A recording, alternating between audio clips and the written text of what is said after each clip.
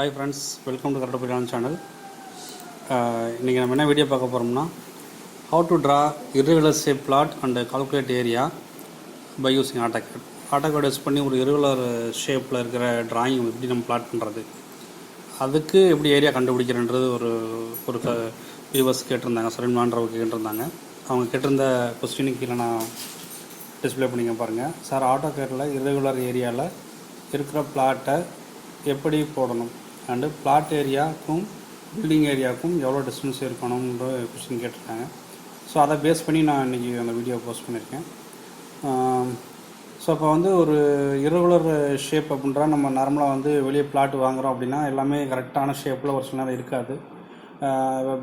வேறு லேண்ட் சர்வேலாம் பண்ணல பார்த்தீங்கன்னா சம்வாட் irregular இருக்கும். ஸோ அப்போ அந்த இடத்துல வந்து நம்ம எப்படி மெஷர் பண்ணி இல்லை அதை எப்படி ட்ரா பண்ணுறது. ஸோ இப்போ ஒரு ஆங்கிள் தெரிஞ்சதுன்னா அந்த ஆங்கிளை வச்சு நம்ம ஈஸியாக ட்ரா பண்ணிடலாம். இல்லை டிஸ்டன்ஸ் தெரிஞ்சாலும் நம்ம ஆங்கிள் தெரியாமல் நம்ம 3 டிஸ்டன்ஸ் இருந்தாலும் சம்வாட்டு ஆங்கிள் மாறிச்சு அப்படின்னா அதோட ஏரியாலாம் மாறுறதுக்கு வாய்ப்புகள் உண்டு. ஸோ அப்போ வந்து கரெக்டாக எப்படி ஆங்கிளும் தெரியாது, டிஸ்டன்ஸ் மட்டும் வச்சு எப்படி நம்ம வந்து கரெக்டாக ட்ரா பண்ணுறது அப்படின்றத இன்றைக்கி வீட்டில் பார்க்க போகிறோம். இந்த மாதிரி கொஸ்டின்ஸ் வந்து நிறையா இன்டர்வியூவில் அதிகமாக கேட்பாங்க. ஸோ இந்த மாதிரி ஒரு irregular ஷேப்புக்கு எப்படி ஏரியா கண்டுபிடிப்பீங்க, ஸோ இது இல்லாமல் வேறு எப்படி ட்ரா பண்ணுவீங்க அப்படின்ற மாதிரிலாம் கொஸ்டின்ஸ் வந்து இன்டர்வியூவில் கேட்பாங்க. ஸோ அதுவும் பேஸ் பண்ணி நம்ம இப்போ போஸ்ட் பண்ணுறோம். ஸோ அது ரொம்ப இம்பார்ட்டண்டான வீடியோஸ் தான், இம்பார்ட்டண்டான கொஸ்டின்ஸு. ஸோ இதை நீங்கள் ஃபுல்லாக வாட்ச் பண்ணுங்கள். ஸோ தெரியாத ஃப்ரெண்ட்ஸுக்கு இந்த மாதிரி எப்படி ட்ரா பண்ணுறதுன்றத சொல்லிக் கொடுக்கலாம். ஏன்னா நீங்கள் நாளைக்கு ஒரு இடம் வாங்குறீங்க அப்படின்னா அந்த இடத்துல வந்து irregular ஷேப்பில் இருக்கும். அந்த irregular ஷேப்பில் ஏரியா கண்டுபிடிக்கணும்னா நீங்கள் நிறையா வந்து மேனுவலாக போனீங்க அப்படின்னா நீங்கள் அதை தனித்தனியாக சிமிலர் ரெக்டாங்குலரு ட்ரையாங்கிள் அப்படி வச்சு நீங்கள் அதை ஏரியா கண்டுபிடிச்சி சின்ன உடச்சி கண்டுபிடிக்கணும். ஸோ அது தேவையில்லை. Auto Cadல டேரெக்டாக நம்ம ட்ரா பண்ணி நம்ம ஒரு 2 to 3 மினிட்ஸில் வந்து நம்ம ஒரு ஏரியாவை ஈஸியாக கால்குலேட் பண்ணிடலாம். ஸோ இப்போ நான் இந்த வீடியோவில் ஒரு 2 டைப்பாக வந்து ஒரு ஏரியா கண்டுபிடிக்க அப்படின்னு 2 டயக்ராம் பேஸில் சொல்லியிருக்கேன். ஃபஸ்ட்டு டயக்ராம் பார்த்தீங்கன்னா பேஸ் லைன் வந்து 35 ஃபீட்டு, இது 20 ஃபீட்டு, 45 ஃபீட்டு. இப்போ நம்ம ஏரியா கண்டுபிடிக்கிறதுக்கு வந்து கண்டிப்பாக பேஸ் லைன் வந்து ஸ்ட்ரெயிட்டாக தான் போட்டாகணும். ஏதாவது ஒரு லைன் வந்து பேஸ் லைன் வந்து ஸ்ட்ரெயிட்டாக தான் போட்டாகணும். அதாவது 180 டிகிரி ஹரிசாண்டலாக போட்டே தான் ஆகணும். அதை பேஸ் பண்ணி தான் மற்ற 2 கார்னர்ஸ் வந்து நம்ம வந்து கண்டுபிடிக்க முடியும். ஸோ அதில் வந்து சர்க்கிள் ட்ரா பண்ணி ரேடியஸ் வச்சு நம்ம சர்க்கிள் ட்ரா பண்ணி பண்ணிக்கலாம். ஸோ அடுத்து வந்து ஒரு ட்ரையாங்கிள் ஒரு நாற்கரம் மாதிரி ஒன்று, சரிங்களா? ஸோ அந்த மாதிரி நான் ஒரு ஷேப் இதில் 42 feet, 40 feet, 30 feet, 25 feet, 50 feet, இதில் வந்து இந்த ஏரியா வந்து நான் வந்து டேரெக்டாக நான் Auto Cadலேருந்து கண்டுபிடிச்சிட்டேன். நீங்கள் மேனுவலாக பண்ணி நம்ம டைம் எடுக்கும். ஸோ இப்போ நான் டேரெக்டாக Auto Cadக்கு போயிட்டு உங்களுக்கு எப்படி பண்ணுறதுன்னு அதில் காமிச்சிட்டேன்.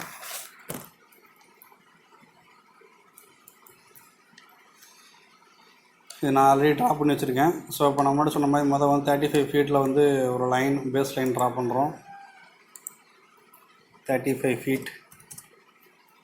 ஸோ இப்போ நம்மளுக்கு வந்து பார்த்திங்க அப்படின்னா இங்கே 20 ஃபீட்டு, இங்கே 45 ஃபீட்டு. ஸோ நம்ம என்ன பண்ணுறோம்னா இப்போ இந்த எண்டில் வந்து பார்த்திங்கன்னா லெஃப்ட் ஹேண்டில் வந்து 20 ஃபீட்டில் ஒரு சர்க்கிள் ட்ரா பண்ணுறோம். ரேடியஸ் வந்து 20 ஃபீட் வச்சுக்கணும். 20 ஃபீட். ஸோ அதுக்கடுத்து இங்கே இந்த ரைட் ஹேண்ட்லேருந்து இங்கே போது 45 ஃபீட்டில் போகுது. அப்போ வந்து ரைட் ஹேண்டில் வந்து 45 ஃபீட்டில் வந்து ஒரு ரேடியஸ் வச்சு ஒரு சர்க்கிள் ட்ரா பண்ணணும். 45 ஃபீட்டு. ஸோ இதில் நீங்கள் பார்த்தீங்கன்னா அது ரெண்டுமே ஒரு இடத்துல மீட் ஆகும். இந்த மீட்டிங் பாயிண்ட் தான் இந்த தேர்டு எண்டு பாயிண்ட். ஸோ நம்ம அதில் வந்து லைன் ட்ரா பண்ணிவிட்டு அந்த மிச்ச 2 சர்க்கிளையும் நம்ம டெலிட் பண்ணிடலாம்.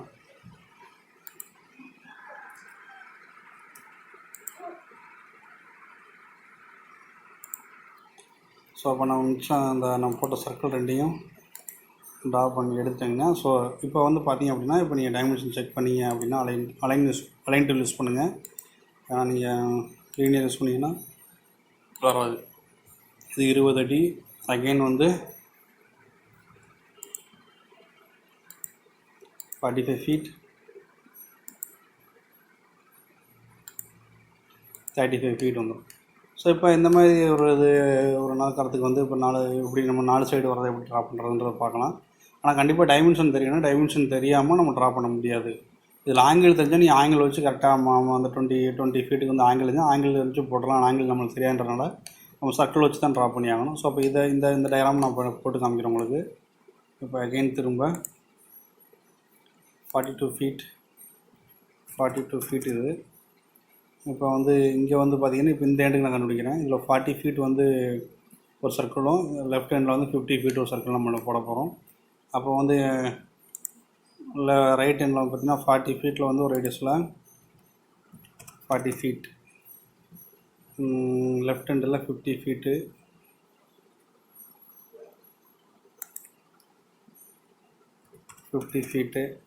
ஸோ உங்களுக்கு பார்த்தீங்கன்னா இந்த மீட்டிங் பாயிண்ட் தான் நம்மளோட தேர்டு பாயிண்ட்டு. ஸோ அப்போ அகைன் திரும்ப நம்ம அதில் வந்து ட்ரா பண்ணுறோம்.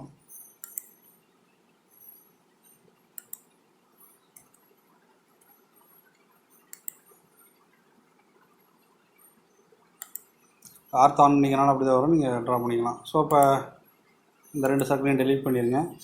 ஸோ அப்போ இதோட தெரிஞ்சிருச்சு. அடுத்து வந்து பார்த்திங்கன்னா இந்த பாயிண்ட்டு நமக்கு தெரியும், இந்த பாயிண்ட்டு. ஸோ இதில் வந்து இந்த சைடு இந்த ரைட் சைட்லேருந்து 30 ஃபீட்லேயும் லெஃப்ட் சைட்லேருந்து 25 ஃபீட்லேயும் ஒரு சர்க்கிள் ட்ரா பண்ணிங்க. அது ரெண்டையும் கிராஸாக கட் ஆகும். அந்த இடம் தான் வந்து அந்த அடுத்த பாயிண்ட். இப்போ நம்ம இதில் வந்து 30 ஃபீட் ஒரு சர்க்கிள், அகெயின் வந்து இது வந்து 25 ஃபீட்டில் ஒரு சர்க்கிள்,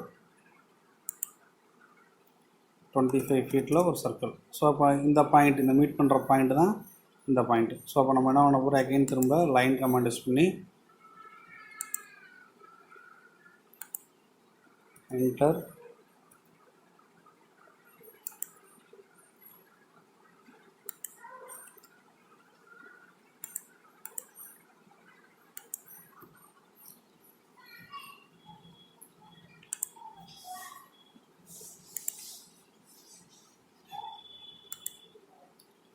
பதடி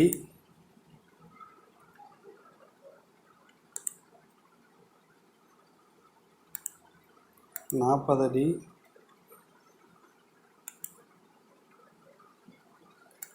42 அடி, டயகனல் வந்து சரி தப்பு இருக்குது, அலைன்மெண்ட்டு சரியாக பண்ணணும்.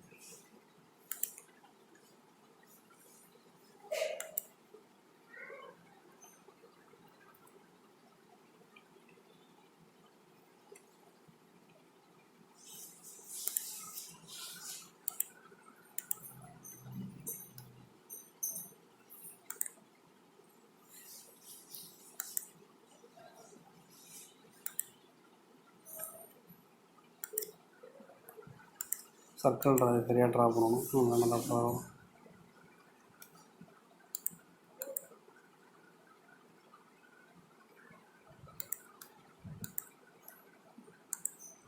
ஸோ அகைன் ட்ரா பண்ணி காமிக்கிறேன். ஸோ லைன் கமாண்ட் யூஸ் பண்ணி 42 ஃபீட், இதில் வந்து 40 அடி, இங்கிட்ட வந்து பார்த்திங்கன்னா 50 அடி. ஸோ அப்போ வந்து பார்த்திங்க அப்படின்னா சர்க்கிள் யூஸ் பண்ணி 40 அடியில் ஒரு ரேடியஸில் 40 ஃபீட், அகெயின் ஒரு சர்க்கிள், இது வந்து 50 ஃபீட்டில் போடணும், 50 ஃபீட். ஸோ அப்போ இதுதான் நம்மளோட பேஸ் பாயிண்ட்டு. நம்ம இதில் இருந்து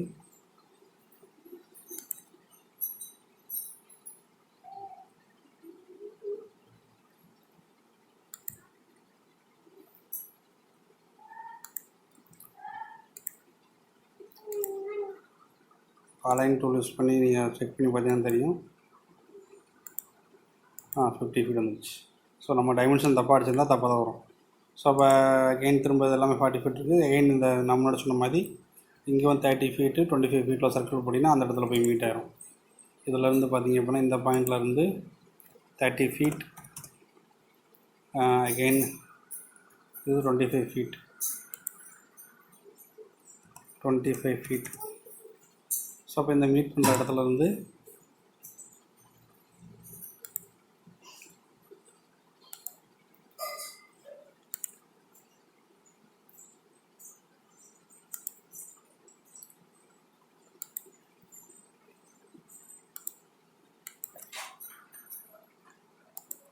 ஸோ இப்போ இது கரெக்டாக வரும். எல்லாமே இது 50 ஃபீட்டு, இது 42 ஃபீட்டு, 40 ஃபீட் எல்லாமே வரும். டவுட்டாக இருந்தால் நீங்கள் மெஷர் பண்ணி பார்த்துக்கலாம். 30 ஃபீட்டு,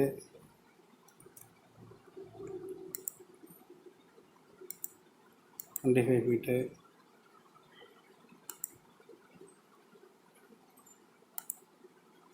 42 ஃபீட்டு, 40 ஃபீட். ஸோ இதில் எப்படி ஏரியா மெஷர் பண்ணுறது, இதில் ஏரியா வந்து நான் முன்னாடி காமிச்சிருப்பேன். இந்த ஏரியா வந்து எப்படி மெஷர் பண்ணுறது ஆட்டோகேடில் அப்படின்னு பார்த்தீங்கன்னா ஏரியா கமாண்ட் யூஸ் பண்ணி நம்ம எடுத்துக்கலாம். ஸோ இப்போ அகைன் திரும்ப இதில் போயிட்டு ஏரியா என்ட்ரு கொடுங்க. என்ட்ரு கொடுத்துட்டு நீங்கள் பேஸ் பாயிண்ட்லேருந்து கேட்கும், அதிலேருந்து நீங்கள் அப்படியே ஃபுல்லாக வந்து செலக்ட் பண்ணணும்.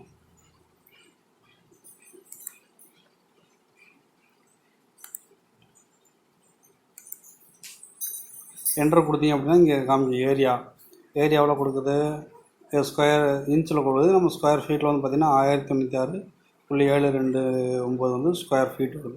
இதோட பெரிமீட்ரு ஓவரால் லென்த்து அவுட்ரு லென்த்து பார்த்திங்க அப்படின்னா 137 அடி வருது. ஸோ இந்த மாதிரி ஏரியா கமாண்ட் யூஸ் பண்ணி நம்ம பண்ணிக்கலாம். ஸோ நான் அதே மாதிரி தான் இங்கேயும் ஏரியா கமாண்ட் யூஸ் பண்ணி கண்டுபிடிச்சிருந்தேன். ஸோ அதான் நான் இங்கே உங்களுக்கு பிபிடிலையும் காமிச்சிருக்கேன். ஸோ ஏரியா கண்டுபிடிக்க தான் ஏரியா கமாண்ட் யூஸ் பண்ணி நம்ம டேரெக்டாக எடுத்துக்கலாம். ஸோ அடுத்து வந்து அவங்க கேட்டிருந்த கொஸ்டின்ஸ் பார்த்திங்க அப்படின்னா பில்டிங் ஏரியாவுக்கும் பிளாட் ஏரியாவுக்கும் எவ்வளோ டிஸ்டன்ஸு வேணும், செட்பேக் டிஸ்டன்ஸ், அதாவது செட்பேக் டிஸ்டன்ஸ் எவ்வளோ வேணும், சைடில் ஃப்ரண்ட்டில் பேக்கில் சைடில் லெஃப்ட் சைடு ரைட் சைடெலாம் பார்த்திங்கன்னா எவ்வளோ டிஸ்டன்ஸ் வேணும். ஸோ அப்போ இதுதான் பில்டிங் ஏரியா. இந்த டாட்டாவில் காமிச்சு தான் பில்டிங் ஏரியா ஒரு சாம்பிள் காமிச்சிருக்கேன். ஸோ அதுலேருந்து சைடு செட்பேக்கு, ஃப்ரண்ட் செட்பேக், இது ஃப்ரண்ட் சைடு, அதுமாதிரி ரியர்னால் பேக் சைடு. ஸோ அப்போ இந்த செட்பேக்ஸ் எப்படி எடுக்கிறது அப்படின்றதுக்கு நம்ம நார்மலாக வந்து பார்த்திங்க அப்படின்னா Tamil Nadu combine development building rules 2019 கொடுத்துருக்காங்க. நம்ம அதான் ஃபாலோ பண்ணணும். ஸோ அது போகிறதுக்கு முன்னாடி பிளாட் ஏரியானா என்ன, பில்டிங் ஏரியானா என்னன்னு தெரியணும். பிளாட் ஏரியான்றது ஓவரால் ஏரியா, அதுதான் நான் அந்த வேர்டிங்ஸில் கொடுத்துருக்கேன். Means the area of contiguous parcel of land enclosed by defined boundaries over which the applicantோட சைட் ஓவரால் லீகல் ரைட்ஸில் நம்ம அந்த பத்திரத்தில் எப்படி இருக்கோ அதான் பிளாட் ஏரியான்னு சொல்லுவோம். ஸோ அதுக்கப்புறம் பிளிந்த் ஏரியான்றது வந்து பில்டப் ஏரியா, அதான் நம்ம பில்டிங் கட்டக்கூடிய பேஸ்மெண்ட்டோட ஏரியா, அதான் built up area. Plinth area means the built up covered area measured at the floor level of the basement. So அதான் வந்து பில்டிங் ஏரியான்னு சொல்லுவோம். ஸோ அப்போ அது ரெண்டுக்கும் இடையில அந்த டிஸ்டன்ஸ் தான் அவங்க கேட்டிருந்தாங்க. ஸோ இப்போ நம்ம வந்து அந்த கோடில் நான் சொன்ன கோடில் நான் டிஸ்கிரிப்ஷனில் தர்றேன், நீங்கள் யாராவது டேரெக்டாக எடுத்துக்கலாம்.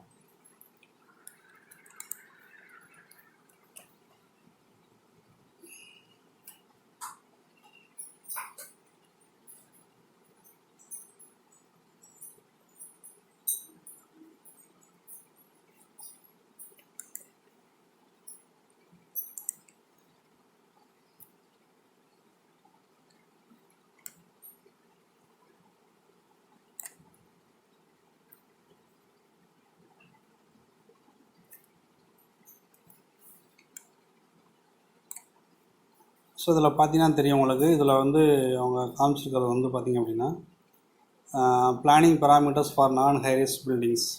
ஸோ இதில் வந்து all buildings not exceeding 18.3 meter height. So அதில் வந்து த மினிமம் ரோடு வித்து FSIன்னா ஃப்ளோர் ஸ்பேஸ் இண்டெக்ஸ் சொல்லுவாங்க. செட்பேக் டிஸ்டன்ஸ் இந்த ரோடு வித்தை வச்சு 3 வச்சு சொல்லுவாங்க. ஸோ அதுக்கு தான் இப்போ மெயினாக செட்பேக் டிஸ்டன்ஸ் தான் நம்மளுக்கு வேணும். For non high rise building up to 16 dwelling house இருக்கிற மாதிரி. இதில் வந்து பார்த்திங்கன்னா 300 ஸ்கொயர் மீட்டர்ஸ்குள்ளே இருக்கிற மாதிரி.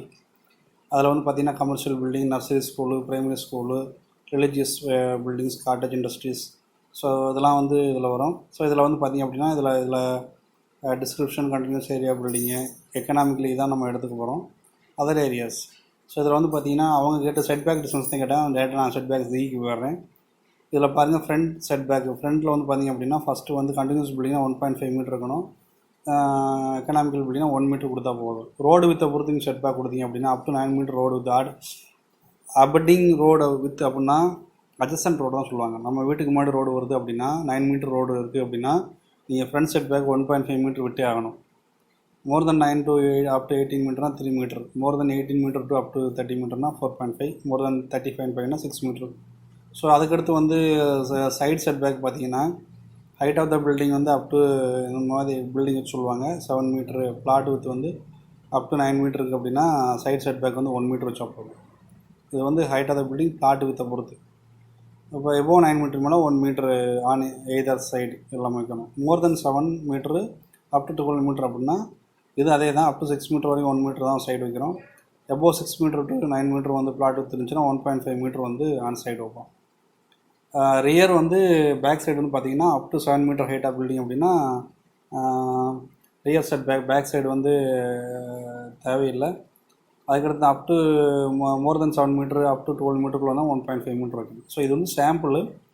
இது மாதிரி வந்து பார்த்திங்கன்னா கிரேட்டர் தென் 300 ஸ்கொயர் மீட்டர் அளவுக்கு போச்சுன்னா ஏரியா போச்சு அப்படின்னா அதுக்கு அதேமாதிரி செட்பேக் டிஸ்டன்ஸ் எல்லாமே கொடுத்துருக்காங்க. ஸோ இது மாதிரி நிறையா இருக்குது. நீங்கள் வந்து இந்த பிடிஎஃபை டிஸ்கிரிப்ஷன் லிங்க்கில் கொடுக்குறேன், நீங்கள் டவுன்லோட் பண்ணி பொறுமையாக ஒவ்வொன்றையும் நீங்கள் பார்த்து எடுத்துக்கலாம்.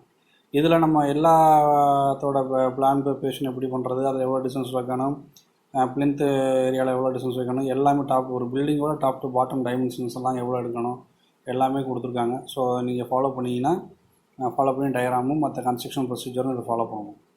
ஸோ இதுதான் அவங்க கேட்டிருந்தது. ஸோ நீங்கள் தரவாக பார்த்துட்டு உங்களுக்கு புரியலன்னா திரும்ப நீங்கள் கமெண்ட்ஸ் பண்ணலாம், நான் அதுக்கு உங்களுக்கு ரிப்ளை பண்ணுறேன். தேங்க்ஸ் ஃபார் வாட்சிங். கரெக்டாக புரியும்.